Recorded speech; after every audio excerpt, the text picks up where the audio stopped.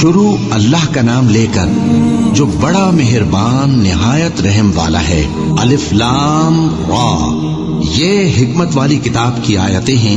کیا لوگوں کو تعجب ہوا کہ ہم نے انہی میں سے ایک شخص کو حکم بھیجا کہ لوگوں کو ڈر سنا دو اور ایمان لانے والوں کو خوشخبری دے دو کہ ان کے پروردگار کے ہاں ان کا سچا درجہ ہے۔ ایسے شخص کی نسبت کافر کہتے ہیں کہ یہ تو کھلا جادوگر ہے۔ تمہارا پروردگار تو اللہ ہی ہے جس نے آسمان اور زمین 6 دن میں بنائے، پھر عرش پر جلوہ افروز ہوا۔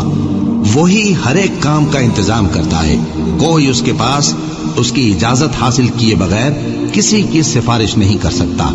یہی اللہ تمہارا پروردگار ہے تو اسی کی عبادت کرو، بھلا تم غور کیوں نہیں کرتے؟ اسی کے پاس تم سب کو لوٹ کر جانا ہے۔ اللہ کا وعدہ سچا ہے، وہی خلقت کو پہلی بار پیدا کرتا ہے، پھر وہی اس کو دوبارہ پیدا کرے گا تاکہ ایمان والوں اور نیک کام کرنے والوں کو انصاف کے ساتھ بدلہ دے۔ اور جو کافر ہیں ان کے لیے پینے کو نہایت کھولتا پانی اور درد دینے والا عذاب ہوگا، کیونکہ وہ کفر کرتے تھے۔ وہی تو ہے جس نے سورج کو خوب روشن اور چاند کو بھی منور بنایا اور چاند کی منزلیں مقرر کی تاکہ تم برسوں کا شمار اور کاموں کا حساب معلوم کرو۔ یہ سب کچھ اللہ نے تدبیر سے پیدا کیا ہے، سمجھنے والوں کے لیے وہ اپنی آیتیں کھول کھول کر بیان فرماتا ہے۔ رات اور دن کے ایک دوسرے کے پیچھے آنے جانے میں اور جو چیزیں اللہ نے آسمان اور زمین میں پیدا کی ہیں سب میں ڈرنے والوں کے لیے نشانیاں ہیں۔ جن لوگوں کو ہم سے ملنے کی توقع نہیں اور دنیا کی زندگی سے خوش اور اسی پر مطمئن ہو بیٹھے اور ہماری نشانیوں سے غافل ہو رہی ہیں، ان کا ٹھکانہ ان اعمال کے سبب جو وہ کرتے ہیں دوزخ ہے۔ اور جو لوگ ایمان لائے اور نیک کام کرتے رہے ان کو ان کا پروردگار ان کے ایمان کی وجہ سے جنتوں میں پہنچا دے گا۔ ان کے نیچے نعمت کے باغوں میں نہریں بہ رہی ہوں گی۔ جب وہ ان میں ان کی نعمتوں کو دیکھیں گے تو بے ساختہ کہیں گے سبحان اللہ، اور آپس میں ان کی دعا سلام علیکم ہوگی، اور ان کا آخری قول یہ ہوگا کہ اللہ رب العالمین کی حمد اور اس کا شکر ہے۔ اور اگر اللہ لوگوں کی برائی میں جلدی کرتا جس طرح وہ طلب خیر میں جلدی کرتے ہیں تو ان کی عمر کی میعاد پوری ہو چکی ہوتی۔ سو جن لوگوں کو ہم سے ملنے کی توقع نہیں انہیں ہم چھوڑے رکھتے ہیں کہ اپنی سرکشی میں بہکتے رہیں، اور جب انسان کو تکلیف پہنچتی ہے تو لیٹا اور بیٹھا اور کھڑا ہر حال میں ہمیں پکارتا ہے۔ پھر جب ہم اس تکلیف کو اس سے دور کر دیتے ہیں تو بے لحاظ ہو جاتا اور اس طرح گزر جاتا ہے کہ گویا کسی تکلیف کے پہنچنے پر ہمیں کبھی پکارا ہی نہ تھا۔ اسی طرح حد سے نکل جانے والوں کو ان کے اعمال آراستہ کر کے دکھائے گئے ہیں، اور تم سے پہلے ہم کئی امتوں کو جب انہوں نے ظلم کیا ہلاک کر چکی ہیں، اور ان کے پاس پیغمبر کھلی نشانیاں لے کر آئے مگر وہ ایسے نہ تھے کہ ایمان لاتے۔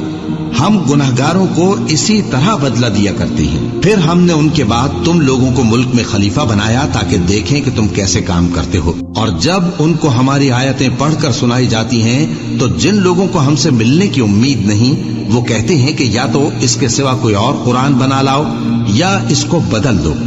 کہہ دو کہ مجھ کو اختیار نہیں ہے کہ اسے اپنی طرف سے بدل دوں، میں تو اسی حکم کا تابع ہوں جو میری طرف آتا ہے۔ اگر میں اپنے پروردگار کی نافرمانی کروں تو مجھے بڑے سخت دن کے عذاب سے خوف آتا ہے۔ یہ بھی کہہ دو کہ اگر اللہ چاہتا تو نہ میں ہی یہ کتاب تم کو پڑھ کر سناتا اور نہ وہی تمہیں اس سے واقف کرتا، پس میں اس سے پہلے تم میں ایک عمر رہا ہوں اور کبھی ایک جملہ بھی اس طرح کا نہیں کہا، بھلا تم سمجھتے نہیں؟ تو اس سے بڑھ کر ظالم کون ہوگا جو اللہ پر جھوٹ باندھے یا اس کی آیتوں کو جھٹلائے؟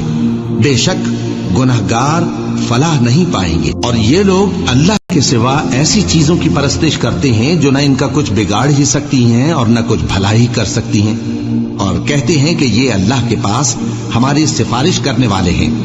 کہہ دو کیا تم اللہ کو ایسی چیز بتاتے ہو جس کا وجود اسے نہ آسمانوں میں معلوم ہوتا ہے اور نہ زمین میں؟ وہ پاک ہے اور اس کی شان ان کے شرک کرنے سے بہت بلند ہے۔ اور سب لوگ پہلے ایک ہی امت یعنی ایک ہی ملت پر تھے، پھر جدا جدا ہو گئے۔ اور اگر ایک بات جو تمہارے پروردگار کی طرف سے پہلے ہی طے نہ ہو چکی ہوتی تو جن باتوں میں وہ اختلاف کرتے ہیں ان میں فیصلہ کر دیا جاتا، اور کہتے ہیں کہ اس پر اس کے پروردگار کی طرف سے کوئی نشانی کیوں نازل نہیں ہوئی؟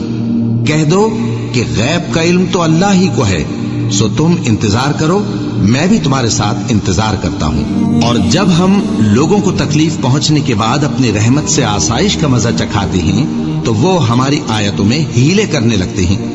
کہہ دو کہ اللہ بہت جلد تدبیر کرنے والا ہے، اور جو ہیلے تم کرتے ہو ہمارے فرشتے ان کو لکھتے جاتے ہیں۔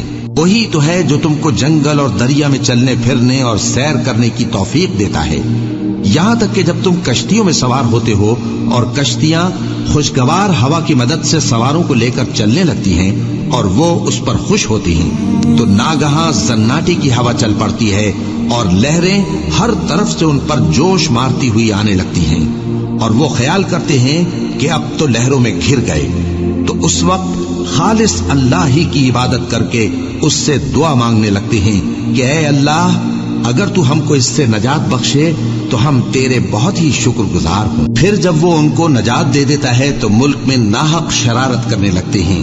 لوگوں، تمہاری شرارت کا وبال تمہاری ہی جانوں پر ہوگا، تم دنیا کی زندگی کے فائدے اٹھا لو، پھر تم کو ہمارے ہی پاس لوٹ کر آنا ہے، اس وقت ہم تم کو بتائیں گے جو کچھ تم کیا کرتے تھے۔ دنیا کی زندگی کی مثال میں کسی ہے کہ ہم نے اس کو آسمان سے برسایا، پھر اس کے ساتھ ملا جلا سبزہ جسے آدمی اور جانور کھاتے ہیں نکلا، یہاں تک کہ زمین سبزے سے خوشنما اور آراستہ ہو گئی، اور زمین والوں نے خیال کیا کہ وہ اس پر پوری دسترس رکھتے ہیں۔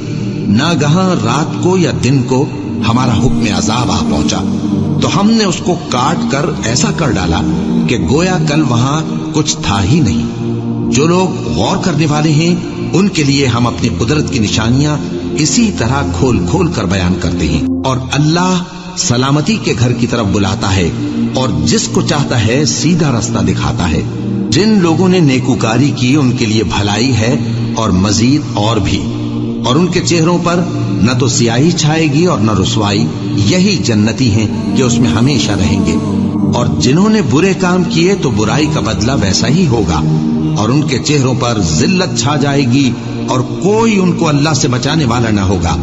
ان کے چہروں کی سیاہی کا یہ عالم ہوگا کہ ان پر گویا اندھیری رات کے ٹکڑے اڑا دیے گئے ہیں، یہی دوزخی ہیں کہ ہمیشہ اس میں رہیں گے۔ اور جس دن ہم ان سب کو جمع کریں گے پھر مشرکوں سے کہیں گے کہ تم اور تمہارے شریک اپنی اپنی جگہ ٹھہرے رہو، تو ہم ان میں جدائی ڈال دیں گے، اور ان کے شریک ان سے کہیں گے کہ تم ہم کو تو نہیں پوجا کرتے تھے، بس ہمارے اور تمہارے درمیان اللہ ہی گواہ کافی ہے، ہم تمہاری پرستش سے بالکل بے خبر تھے۔ وہاں ہر شخص اپنے اعمال کی جو اس نے پہلے کیے ہوں گے جانچ کر لے گا، اور وہ اپنے سچے مالک اللہ کی طرف لوٹائے جائیں گے، اور جو کچھ وہ جھوٹ باندھا کرتے تھے سب ان سے جاتا رہے گا۔ اے پیغمبر، کہو کہ تم کو آسمان اور زمین میں رزق کون دیتا ہے، یا تمہارے کانوں اور آنکھوں کا مالک کون ہے، اور بے جان سے جاندار کون پیدا کرتا ہے، اور جاندار سے بے جان کون پیدا کرتا ہے، اور دنیا کے کاموں کا انتظام کون کرتا ہے؟ تو یہی کہیں گے کہ اللہ۔ تو کہو کہ پھر تم اللہ سے ڈرتے کیوں نہیں؟ یہی اللہ تو تمہارا حقیقی پروردگار ہے، اور حق بات کے ظاہر ہونے کے بعد گمراہی کے سوا ہے ہی کیا؟ تو تم کہاں پھرے جاتے ہو؟ اسی طرح اللہ کا ارشاد ان نافرمانوں کے حق میں ثابت ہو کر رہا کہ یہ ایمان نہیں لائیں گے۔ ان سے پوچھو کہ بھلا تمہارے شریکوں میں کوئی ایسا ہے کہ خلقت کو پہلی بار پیدا کرے اور پھر اس کو دوبارہ بنائے؟ کہہ دو کہ اللہ ہی پہلی بار پیدا کرتا ہے، پھر وہی اس کو دوبارہ پیدا کرے گا، تو تم کہاں الٹے جا رہے ہو؟ پوچھو کہ بھلا تمہارے شریکوں میں کون ایسا ہے کہ حق کا رستہ دکھائے؟ کہہ دو کہ اللہ ہی حق کا رستہ دکھاتا ہے۔ بھلا جو حق کا رستہ دکھائے وہ اس قابل ہے کہ اس کی پیروی کی جائے، یا وہ کہ جب تک کوئی اسے رستہ نہ بتائے وہ رستہ نہ پائے؟